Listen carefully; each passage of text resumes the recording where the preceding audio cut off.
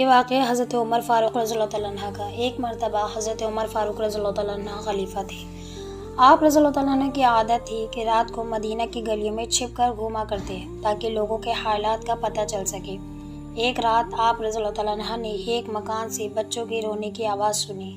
قریب جا کر دیکھا کہ ایک عورت ہانڈی چڑھانے بیٹھی ہے اور بچے بار بار کھانا مانگ رہے ہیں، مگر ہانڈی میں صرف پانی اور پتھر ڈلے ہوئے ہیں تاکہ بچے سمجھیں کہ کھانا پک رہا ہے اور سو جائیں۔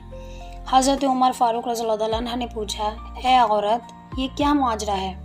عورت نے کہا، ہم غریب ہیں، کئی دن سے کھانے کو کچھ نہیں ملا، بچوں کو بھوکا دیکھ کر دل نہیں مانتا، اسی لیے پتھر ڈال کر بہلا رہی ہوں کہ بس ابھی کھانا تیار ہوگا۔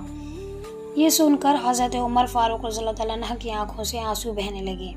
آپ رضی اللہ عنہ فوراً بیت المال گئے، ایک بوڑا آٹے کا اپنے کسی نے کہا، امیر المومنین یہ کام ہم کر دیں، لیکن حضرت عمر رضی اللہ عنہ نے فرمایا، قیامت کے دن کیا ان بچوں کا حساب بھی کیا تم لوگ دو گے؟